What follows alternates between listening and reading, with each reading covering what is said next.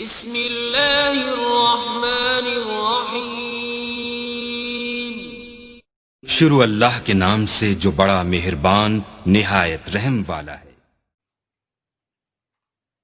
अस्सलाम वालेकुम everyone, welcome to my channel stay home and learn math. Student, the topic of today lecture is basic concept of calculus. यहाँ आज के इस lecture में हम बात करेंगे बेसिक कॉन्सेप्ट ऑफ कैलकुलस के ऊपर। तो बेसिक कॉन्सेप्ट ऑफ कैलकुलस में सबसे पहले हम जो डिस्कस करेंगे वो होगा कांस्टेंट, कि व्हाट इज कांस्टेंट, कांस्टेंट क्या होता है, what is constant.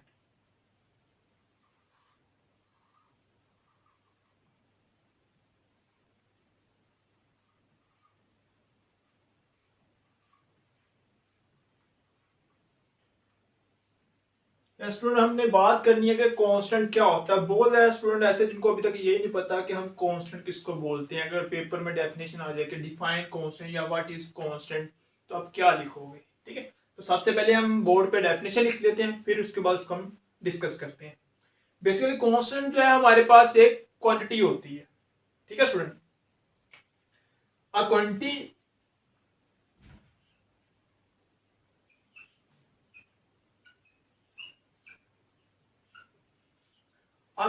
which retain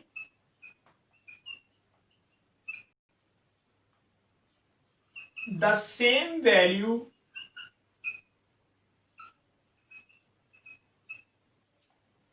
throughout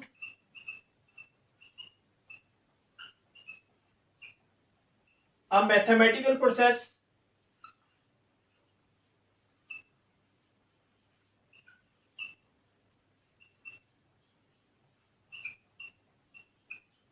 is called a constant.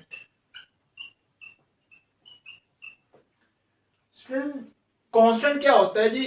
A quantity which is retains the same value throughout a mathematical process is called a constant। क्या मतलब है कि अगर हम कोई भी एक मैथमेटिकली वर्क कर रहे हो, प्रोसेस कर रहे हो, और उसके अंदर कोई भी एक ऐसी टर्म हो, ऐसी वैल्यू हो जिसकी वैल्यू जो है वो सेम रहे, कभी भी चेंज ना हो, तो उस क्वांटिटी को हम स्टूडेंट कांस्टेंट बोलते हैं। फॉर एग्जांपल हम बात करें, हमारे पास एक सिंपल क्वेश्चन यहां पे लिख लेते हैं, 3x square minus 4x square plus x square plus 3 equal to 0। ठीक है, हम सिंपल यहां पे एक एग्जांपल लिखिए। ठीक है, हम अगर इनको सोल्व करें, ठीक है, तो देखें ये एक्स स्क्वायर और ये एक्स स्क्वायर, चलो यहाँ पे मैं 2x स्क्वायर कर लेता हूँ, 3 और 2 मिलकर क्या हो जाएंगे 5x स्क्वायर, ये minus 4x square plus 3 equal to 0। तो अगर इनको हम स्टूडेंट क्या करें, सोल्व करें, तो क्या आ जाएगा x square plus 3 equal to 0। तो हम यहाँ पे ये प्रोसेस कर रहे हैं, तो हमारे पे ये ऐसी वैल्यूज है जो सेम वैल्यू चेंज नहीं हो रही। ठीक है, तो जो ऐसी वैल्यू होगी जो हम कोई भी मैथमेटिकली वर्क करें और उसके ऊपर कोई भी फर्क नहीं पड़ रहा, वो जैसे थी वो ऐसी की वैसी रह रही है, तो उसको हम क्या बोलते हैं जी, कांस्टेंट बोलते हैं। सिंपल कहने का मतलब है जितने भी आपके पास रियल नंबर होते हैं ना स्टूडेंट, वो सारे सारे क्या होते हैं, कांस्टेंट होते हैं। अब 1 लिख लो, 3 लिख लो, 4 लिख लो, 5 लिख लो, 100 लिख लो, कुछ भी लिख लो, अगर 1 है तो ये 1 ही रहेगा, अगर 3 है तो ये 3 ही रहेगा, अगर ये 100 है तो ये 100 ही रहेगा, चेंज नहीं होगा। तो जितने भी रियल नंबर होते हैं वो सारे सारे आपके पास क्या होते हैं, कांस्टेंट होते हैं। ठीक है स्टूडेंट, कि कोई भी ऐसी क्वांटिटी जिसकी वैल्यू जो है वो क्या रहे, सेम रहे through out the mathematically process. क्या हमने फॉर एग्जांपल हम क्या करते हैं जी, कोई भी क्वेश्चन के अंदर उसमें x की वैल्यू फाइंड करनी है, y की वैल्यू फाइंड करनी है, उसमें कांस्टेंट को कुछ नंबर भी आते हैं, रियल नंबर 1 2 3 4, तो हम पहले x वाली वैल्यू को सोल्व करते रहते हैं और एंड पे जाके हमारे पास जो है वो एक आंसर निकलता है। तो वो क्या रहता है, वो सेम रहता है, कभी भी चेंज नहीं आता। अगर 4 आ गया, 5 आ गया, 6, ये 4 ने 4 ही रहना, चेंज नहीं होना। ठीक है, अब हम इनको डिनोट किसके साथ करते हैं, हम इसकी बात कर लेते हैं कि हमारे पास जो कांस्टेंट नंबर होता है हम इसको डिनोट करते हैं it is denoted by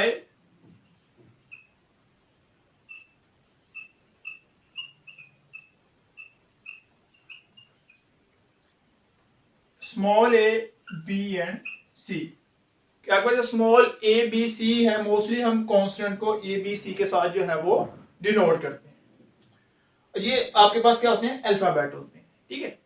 अब मोस्टली बच्चों के माइंड में ये भी क्वेश्चन आता है कि सर अल्फाबेट तो हमारे पास ए बी सी के अलावा भी होते हैं, एक्स वाई जी भी होते हैं, टी यू वी ये भी होते हैं, तो फिर हम ए बी सी को ही क्या नाम है कांस्टेंट क्यों कहते हैं, बाकी जो एक्स वाई जी है उनको हम कांस्टेंट क्यों नहीं कहते, हम उनको तो वेरिएबल कहते होते हैं, ठीक है। तो हम देखें जो हमारे पास ए बी सी है, जितने भी इसके अलावा अल्फाबेट हैं वो सारे के सारे कांस्टेंट ही होते हैं। वो कांस्टेंट एक टाइप होते हैं जी, बेसिकली जिसे आप वेरिएबल बोलते हैं वो भी क्या होता है कि कांस्टेंट ही होता है, ठीक है। तो हम सबसे पहले बात कर लेते हैं कि कांस्टेंट क्या होता है। बेसिकली कांस्टेंट की हमने बात कर ली। अब आगे कांस्टेंट की टाइप्स होती हैं स्टूडेंट, हमारे पास कांस्टेंट की 2 टाइप्स होती हैं। There are 2 types of constant, ठीक है student. There are 2 types of constant. अब वो 2 स्टूडेंट टाइप्स कौन सी होती हैं, एक होते हैं जी एब्सोल्यूट कांस्टेंट,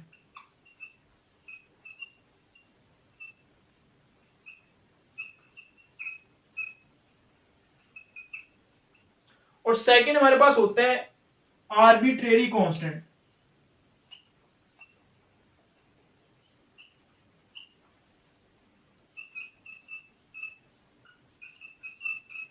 ठीक है सर, हमारे पास जो कांस्टेंट्स की 2 टाइप्स होती हैं, एक होता है एब्सोल्यूट कांस्टेंट और एक होता है आर्बिट्रेरी कांस्टेंट। जो अब बात करते हैं एब्सोल्यूट कांस्टेंट कौन से होते हैं और आर्बिट्रेरी कांस्टेंट कौन से होते हैं। स्टूडेंट जो एब्सोल्यूट कांस्टेंट होते हैं इसकी डेफिनेशन अभी हमने पढ़ी है कि ऐसे क्वांटिटीज, ऐसी वैल्यूज, ठीक है, ऐसी क्वांटिटी जिनकी वैल्यू कभी भी चेंज नहीं होती, ठीक है, हमेशा क्या रहती है, फिक्स रहती है, उन नंबर्स को हम बोलते हैं एब्सोल्यूट कांस्टेंट बोलते हैं। जितने भी ये नंबर है आपके पास वो सारे के सारे क्या है, एब्सोल्यूट कांस्टेंट है। और एब्सोल्यूट कांस्टेंट को हम क्या करते हैं स्टूडेंट, ए बी और सी के साथ डिनोट करते हैं, ठीक है। बेसिकली जो कांस्टेंट होते हैं इसके 2 टाइप्स हैं कि अगर आपके पास ऐसी क्वांटिटीज आ रही हो जिनकी वैल्यू हमेशा फिक्स होती है, कभी भी चेंज नहीं होती, ठीक है, तो उनको हम क्या बोलते हैं, एब्सोल्यूट कांस्टेंट बोलते हैं। और ऐसी क्वांटिटीज जिनकी वैल्यू टाइम के लिहाज से वेरी करती रहती है, चेंज होती रहती है, उनको हम क्या बोलते हैं, आर्बिट्रेरी कांस्टेंट। जिस तरह भी मैंने एक वर्ड यूज किया कि वैल्यूज क्या करती रहती है, वेरी करती रहती है। मीन के अगर मैंने वेरीज करेंगे वेरिएबल, मीन के यहां पे एक्स वाई जी, ठीक है। जो एक्स वाई जी है स्टूडेंट इसको हम बोलते हैं आर्बिट्रेरी कांस्टेंट। मीन के ये हमारे पास क्या होते हैं, वेरिएबल्स होते हैं। वेरिएबल भी हमारे पास क्या होते हैं, ये किस्म के कांस्टेंट की एक टाइप है, और उस टाइप का क्या नाम है, आर्बिट्रेरी कांस्टेंट। हमने देखा होगा कि जब भी आप कोई क्वेश्चन करते हैं, कभी एक्स की वैल्यू 10 आ रही होती है, कभी 100 आ रही है, कभी कुछ आ रही है, कभी कुछ आ रही होती है, तो हर क्वेश्चन में एक्स की वैल्यू क्या होती है, डिफरेंट होती है, यानी कि वेरी कर रही होती है, ठीक है। तो हमारे पास कांस्टेंट की 2 टाइप्स होती हैं, एक हमारे पास होता है एब्सोल्यूट कांस्टेंट, एक हमारे पास होता है आर्बिट्रेरी कांस्टेंट। एब्सोल्यूट कांस्टेंट को हम डिनोट करते हैं ए बी सी के साथ, और जो आर्बिट्रेरी कांस्टेंट है उसको हम डिनोट करते हैं एक्स वाई जी के साथ। और आर्बिट्रेरी कांस्टेंट का सेकंड नेम क्या है, वेरिएबल। आइए अब वेरिएबल की डेफिनेशन कर लेते हैं कि वेरिएबल जो है वो क्या होता है। हाँ जी, तो what is variable, a quantity which have a different value in a particular mathematical process is called a variable। तब कोई भी ऐसी क्वांटिटी कि जब हम कोई भी मैथमेटिकली प्रोसेस कर रहे हो और उसकी वैल्यू जो है वो कभी कुछ आ रही हो, कभी कुछ आ रही हो, यानी कि वेरी कर रही हो, हर टाइम जो है वो डिफरेंट आ रही हो, तो उन क्वांटिटीज को हम क्या बोलते हैं, वेरिएबल बोलते हैं। जिस तरह भी मैंने कहा कि हम कोई भी अलजेब्रा का क्वेश्चन सॉल्व करते हैं, find the value of x, एक क्वेश्चन में एक्स की वैल्यू 10 आ रही होती है, किसी क्वेश्चन में एक्स की वैल्यू -3 आ रही होती है, किसी की वैल्यू 5 आ रही होती है। तो हर बार जो वो एक्स की वैल्यू वेरिएबल की वैल्यू है, मीनिंग एक्स जो आप क्वांटिटी यूज कर रहे हैं उसकी वैल्यू क्या आती है, डिफरेंट चेंज आती है। तो ऐसी क्वांटिटीज को हम क्या बोलते हैं, वेरिएबल बोलते हैं। और इसको हम डिनोट किसका करते हैं, एक्स वाई और जी के साथ करते हैं। अगर स्टूडेंट जो वेरिएबल है इनकी भी टू टाइप्स होती हैं, टाइप्स ऑफ वेरिएबल।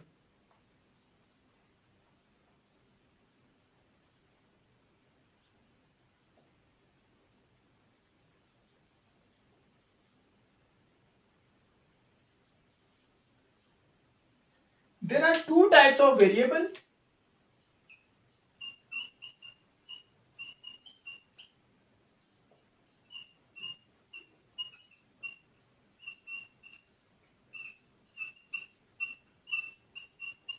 वेरिएबल, ठीक है। वेरिएबल की भी आगे हमारे पास टू टाइप्स होती हैं। वो टू टाइप्स कौन सी होती है स्टूडेंट, इंडिपेंडेंट वेरिएबल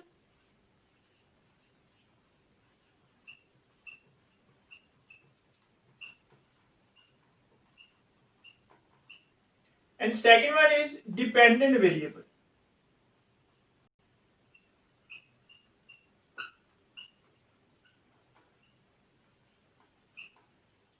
ठीक है स्टूडेंट, वेरिएबल की टू टाइप्स होती हैं, एक होता है इंडिपेंडेंट वेरिएबल और एक होता है डिपेंडेंट वेरिएबल। ठीक है, इसकी प्रॉपर डेफिनेशन करने से पहले, यानी जो इसकी सिंपल डेफिनेशन है उससे पहले हम इसकी एग्जांपल समझ लेते हैं कि इंडिपेंडेंट वेरिएबल से क्या मुराद है और डिपेंडेंट वेरिएबल से क्या मुराद है। ठीक है, अब देखें जिस तरह मैं आपको सिंपल यहां पे एक स्क्वायर बना दिए। ठीक है, हम कहते हैं एक्स, हमें पता है स्क्वायर की चारों साइडें आपस में क्या होती हैं, इक्वल होती हैं। ठीक है, अब इसका मैं लिखूंगा एरिया ऑफ स्क्वायर, हम एरिया को एक साइड नोट करते हैं, ये किसके को लाएगा, एक्स स्क्वायर के। ठीक है, अब क्या हुआ, कहते हैं इस स्क्वायर का एरिया फाइंड करो। अब एक्स की वैल्यू हम क्या करेंगे, अपने से पुट करेंगे। एक्स की वैल्यू गिवन होगी, हम कह दें कि एक्स की वैल्यू 2 हो सकती है, एक्स की वैल्यू 3 हो सकती है, एक्स की वैल्यू क्या हो सकती है, 4 हो सकती है। तो अगर हम एक्स की वैल्यू यहाँ पे 2 पुट करें तो ये क्या बन जाएगा, 2 का स्क्वायर 4। अगर हम एक्स की वैल्यू यहाँ पे 3 पुट करें तो 3 का स्क्वायर 9। अगर हम यहाँ पे एक्स की वैल्यू 4 पुट करते हैं ये क्या आ जाएगा 16। इस तरह एक्स की वैल्यू हम क्या नाम अपनी मर्जी से पुट करते जाएंगे तो हमारे पास जो ए की वैल्यू है वो क्या होती जाएगी, चेंज होती जाएगी। जैसे जैसे हम देखें यहाँ पे एक्स की वैल्यू चेंज कर रहे हैं वैसे वैसे इस ए की वैल्यू जो है वो क्या हो रही है, चेंज हो रही है। तो स्टूडेंट इंडिपेंडेंट का मतलब क्या होता है कि इंडिपेंडेंट, जिस तरह हमारे वालिदैन इंडिपेंडेंट होते हैं, हमने अगर कोई काम करना होता है हम उनसे पूछ के करते हैं, खुद कोई भी काम कर सके, अपनी मर्जी से कहीं भी जा सके, किससे पूछना करना पड़े। ठीक है, वो क्या होता है, इंडिपेंडेंट होता है। कि अगर हम इसमें से कोई भी अपनी मर्जी से वैल्यू पुट करते जाएं, ठीक है, वो जो वैल्यू पुट कर रहे हैं अपनी मर्जी से वो क्या होता है, इंडिपेंडेंट। और जैसे जैसे हम इस एक्स की वैल्यू को अपनी मर्जी से पुट कर रहे हैं तो जो यहाँ पे ए की वैल्यू आ रही है वो क्या आ रही है, डिफरेंट आ रही है। तो इसमें क्या हुआ कि जो ए की वैल्यू है वो इस एक्स की वैल्यू के ऊपर क्या कर रही है, डिपेंड कर रही है। ठीक है, एक्स की वैल्यू हम अपनी मर्जी से पुट कर रहे हैं, जैसे ही हम एक्स की वैल्यू चेंज करते हैं हमारे पास ए की वैल्यू भी क्या होती है, चेंज हो जाती है। इसका मतलब ए जो है वो किसके ऊपर डिपेंड कर रहा है, एक्स के ऊपर डिपेंड कर रहा है। तो स्टूडेंट ऐसी क्वांटिटी जिनकी वैल्यू हम अपनी मर्जी से चेंज करते रहते हैं, जो किसी के ऊपर डिपेंड नहीं होते, ठीक है, किसी की परमिशन नहीं लेने पड़ती, उसको हम क्या बोलते हैं, इंडिपेंडेंट बोलते हैं। और ऐसी क्वांटिटी जो किसी दूसरे के ऊपर डिपेंड कर रही हो, ठीक है, जो डिपेंडेंट हो, जिसके ऊपर डिपेंड कर रही हो, जिनकी वैल्यू जो है वो किसी दूसरे के ऊपर डिपेंड कर रही हो, उन क्वांटिटीज को हम क्या बोलते हैं, डिपेंडेंट वेरिएबल बोलते हैं। जिस तरह मैं कहता हूं जी y equal to X plus 1, आपने इसका ग्राफ बनाना है। ठीक है, अब ग्राफ का आपने पढ़ा होगा 9th क्लास में, ठीक है ना, चैप्टर नंबर है 8 चैप्टर है 9th क्लास में पढ़ा हो। इस तरह फर्स्ट ईयर में भी है 11 चैप्टर, अभी ये हम 7 कर रहे हैं, 7 के बाद सेकंड ईयर कर रहे हैं। जब फर्स्ट ईयर का अपने पेपर दिया हमें चैप्टर नंबर 7, चैप्टर नंबर था 11, ठीक है, ग्राफ वाला। तो अगर आपने इसका ग्राफ बनाना हो तो हम क्या करते हैं, एक्स की वैल्यू को अपनी वजह से पुट करते हैं कि जितनी वैल्यू माइनस में पुट की उतनी हमने प्लस में, यानी कि -2 -1 0 +1 +2 ये पुट करते हैं। और जैसे जैसे हम एक्स की वैल्यू अपनी मर्जी से पुट करते हैं वाई की वैल्यू क्या होती रहती है, चेंज होती रहती है। तो इसको ना आपने याद रखना, जो एक्स होता है वो हमारे पास ऑलवेज जो है वो क्या होता है, इंडिपेंडेंट होता है, और जो हमारे पास वाई वेरिएबल होता है वो हमारे पास क्या होता है, डिपेंडेंट होता है। ठीक है स्टूडेंट, आइए अब हम इसकी जो डेफिनेशन है इंडिपेंडेंट वेरिएबल की और डिपेंडेंट वेरिएबल की वर्डिंग में वो देख लेते हैं। तो student, independent variable, a variable is an independent या a variable is said to be independent. कोई भी वेरिएबल वो इंडिपेंडेंट कहलाएगा या इंडिपेंडेंट होगा when it has any arbitrary value. Arbitrary का मतलब क्या है? इंडिपेंडेंट, खुद मुख्तियार। कि कोई भी ऐसा वेरिएबल वो इंडिपेंडेंट कहलाएगा जब उसकी वैल्यू जो है वो कोई भी हो सकती है, यानी वो उसकी वैल्यू हम अपनी मर्जी से पुट कर सकते हो, वो किसी के ऊपर डिपेंड ना कर सकता हो, ये नहीं किसी से पूछ के हमने इसकी वैल्यू ये रखनी है, इसकी ये रखनी है, इसकी ये रखनी है। क्यों? वो क्या हो, it when it has any arbitrary value. Arbitrary का मतलब क्या होना? चेंज होना, इंडिपेंडेंट होना, अपनी मर्जी से कोई भी वैल्यू पुट करना जो किसी के ऊपर डिपेंड नहीं होता। सिंपल सी बात है। वो क्या होता है? जो आजाद होता है हम उसको क्या बोलते हैं? इंडिपेंडेंट बोलते हैं। ठीक है। और डिपेंडेंट क्या होता है? The variable is said to be independent when its value depend on other variable. कोई भी वेरिएबल जो है वो डिपेंडेंट वेरिएबल होगा अगर उस वेरिएबल की जो वैल्यू है वो किसी दूसरे वेरिएबल के ऊपर डिपेंड कर रही हो। ठीक है। कि जैसे जैसे हम दूसरे वेरिएबल की वैल्यू चेंज करते जाएं और उसकी वैल्यू भी क्या करती जाए? चेंज करती जाए, तो फिर हम उसको क्या बोलेंगे? Dependent variable. जिस तरह मैंने आपको एग्जांपल दी थी, हम लिख लें y equal to X plus one, कहते हैं इसका ग्राफ बनाओ। तो x की ग्राफ बनाने के लिए आप x की वैल्यू कुछ वैल्यू पुट करते हो, हम कहते हैं x -2 -1 0 1 और 2। अब यहाँ पे आप x की जगह पे -2 पुट करते हो, -1 आ रहा है, फिर x में -1 पुट करते हो तो 0 आ जाएगा, फिर इस तरह आप यहाँ पे 0 पुट करते हो, ये 1 आ जाएगा, इस तरह आप यहाँ पे 1 पुट करते हो, ये 2 आ जाएगा, और इस तरह आप यहाँ पे क्या करोगे? 2 पुट करोगे तो ये आपके पास 3 आ जाएगा। देखिए आप जैसे जैसे x की वैल्यू चेंज कर रहे हैं y की वैल्यू चेंज हो रही है। इसका मतलब ये जो y की वैल्यू वो x की वैल्यू के ऊपर डिपेंड कर रही है कि अगर हम x की वैल्यू चेंज करते हैं तो y की वैल्यू भी क्या होती है? चेंज हो जाती है। तो इस सूरत में y जो है हमारे पास क्या होता है? डिपेंडेंट होता है, और x क्या होता है? इंडिपेंडेंट होता है। आगे स्टूडेंट हम बात करेंगे व्हाट इज रिलेशन, के मैथमेटिक्स में रिलेशन क्या होता है। वैसे तो स्टूडेंट जब भी हम बात या वर्ड सुनते हैं रिलेशन, तो आपके मन में फौरन एक बात आती होगी, रिलेशन जो है वो कम से कम आप उसमें 2 पर्सन होंगे, कम से कम 2 से ज्यादा हो सकते हैं लेकिन 2 से कम नहीं हो सकता। 1 का कभी भी रिलेशन नहीं होता। जब भी हमें रिलेशन की बात करते हैं मतलब उसमें 2 क्वांटिटी तो जरूर होगी, 2 से ज्यादा जितनी मर्जी हो सकती है लेकिन 2 से कम नहीं हो सकती। फॉर एग्जाम्पल हम जिस वर्ल्ड में दुनिया में रह रहे हैं यहाँ पे बहुत ज्यादा रिलेशन है बहन का भाई के साथ, ठीक है, इस तरह मदर का सन के साथ, मदर का डॉटर के साथ, हस्बैंड का वाइफ के साथ, इस तरह और भी कजन का या चाचू का, इस तरह बहुत से हमारे क्या है? रिलेशंस हैं। ठीक है। और अगर हम मैथमेटिक्स में बात करें कि मैथमेटिक्स रिलेशन क्या होगा, जिस तरह अभी हमने बात की कि इस दुनिया में बहुत सारे रिलेशन है, और जब हम रिलेशन की बात करते हैं इस कम से कम 2 पर्सन उसमें इंक्लूड होते हैं, फिर ही क्या होता है? वो एक रिलेशन बनता है। 2 से ज्यादा भी हो सकते हैं लेकिन एटलीस्ट उन रिलेशन में 2 का होना जरूरी होता है। वर्ड रिलेशन का मतलब ये है कि वहां पे 2 लोग हैं वो आपस में क्या है? कनेक्ट है किसी एक रिलेशन के साथ। ठीक है। इस तरह जब हम मैथ में बात करेंगे इसका मतलब क्या होगा? वहां पे भी कम से कम 2 कंट्रीज जरूर होगी, ठीक है, जिनका आपस में क्या होगा? कोई ना कोई रिलेशन होगा। तो पहले कुछ एग्जांपल देख लेते हैं, फिर हम इसकी डेफिनेशन कर लेते हैं कि वैसे मैथ में जो है वो किस तरह का रिलेशन हो सकता है। तो इन मैथमेटिक्स हमारे पास सबसे पहला रिलेशन क्या हो सकता है जी? An equation is the relation between 2 variable. जो हमारे पास इक्वेशन होती है, फॉर एग्जाम्पल मैं लिखूं यहाँ पे x plus Y equal to 2।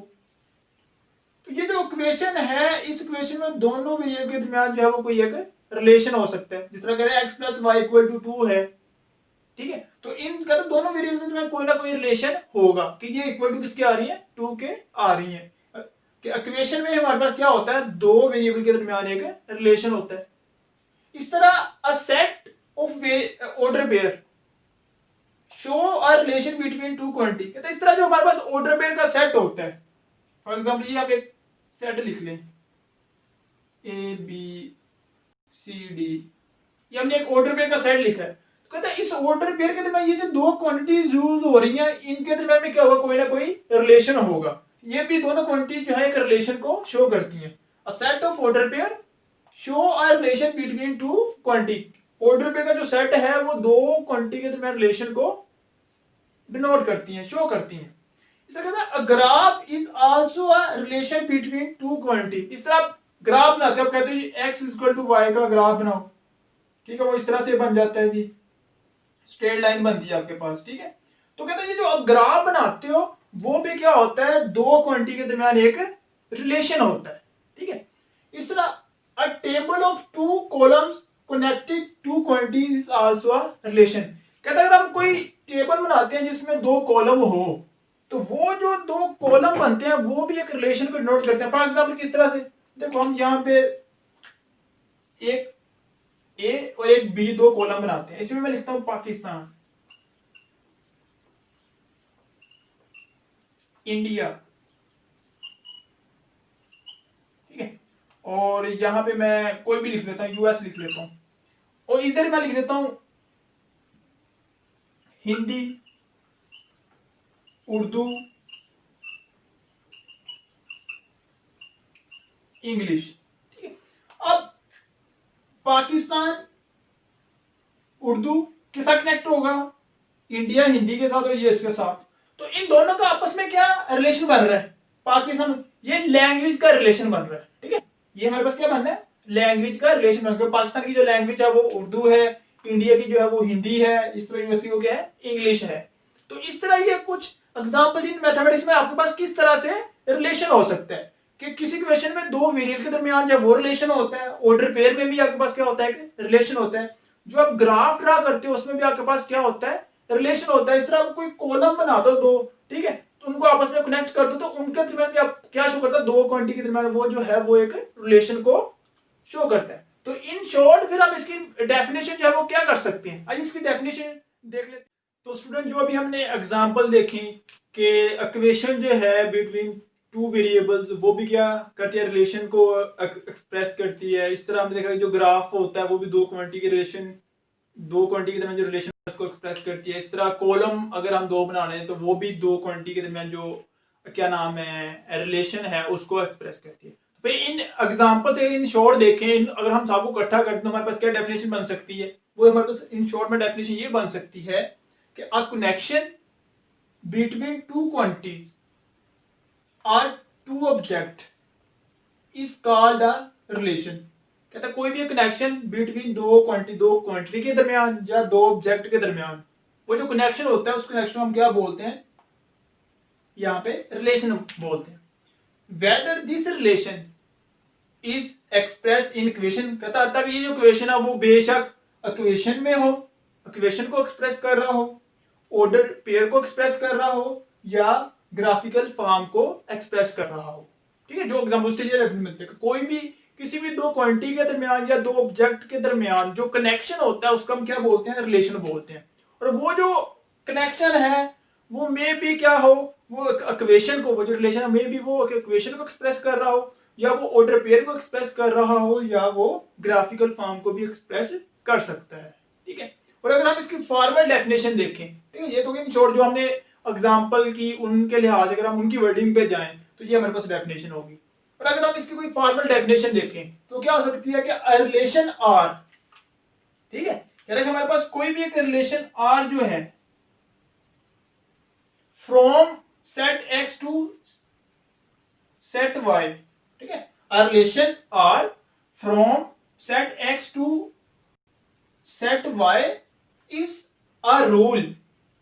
कहता कोई भी हमारे आर एक रिलेशन है सेट एक्स से सेट वाई, वो जो रिलेशन है वो एक क्या होता है, रूल होता है, एक रूल होता है that connect an element of set x, जो कि सेट एक्स के एलिमेंट को क्या करता है, कनेक्ट करता है टू वन और more element of set Y, set Y के एक या एक से ज्यादा एलिमेंट के साथ, ठीक है। फॉर्मल डेफिनेशन वो ये कह रहा है कि आर जो है हमारे पास कोई भी एक रिलेशन होगा फ्रॉम एक्स टू वाई, और ये जो रिलेशन है वो बेसिकली क्या होता है, एक रूल होता है।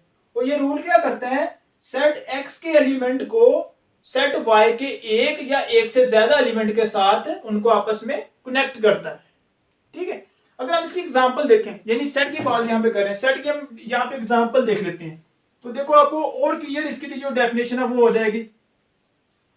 हम सपोज कर लेते हैं कि हमारे पास टू सेट हैं एक्स एंड वाई, ठीक है। सपोज हमारे पास टू सेट हैं एक्स, इसके अंदर जो एलिमेंट है वो है जी ए, बी और सी। सेकंड सेट हम ले लेते हैं वाई, इसके अंदर एलिमेंट है 1 और 2, ठीक है।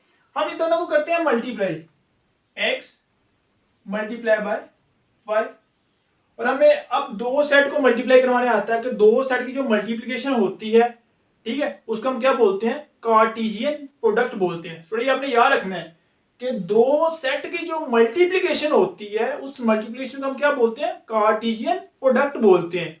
और कार्टेशियन प्रोडक्ट के अंदर जो एलिमेंट होते हैं वो किस फॉर्म के होते हैं स्टूडेंट, वो होते हैं ऑर्डर पेयर की फॉर्म में होते हैं। ये अपने याद रखना है कि दो सेट की जो प्रोडक्ट होती है उस प्रोडक्ट को हम क्या बोलते हैं, कार्टेशियन प्रोडक्ट बोलते हैं। और कार्टेशियन प्रोडक्ट के जो एलिमेंट होते हैं वो किस फॉर्म के होते हैं, वो ऑर्डर पेयर की फॉर्म में होते हैं। तो देखें जब इनको हम मल्टीप्लाई करवाएंगे, A1 से मल्टीप्लाई होके A1, फिर A2 से मल्टीप्लाई होके यहां पे आ जाएगा A2, इस तरह B1 से मल्टीप्लाई होके स्टूडेंट B1, फिर ये B2, इस तरह ये C1 और ये फिर आ जाएगा C2। ये इनको हम आपस में मल्टीप्लाई कर देंगे, ठीक है।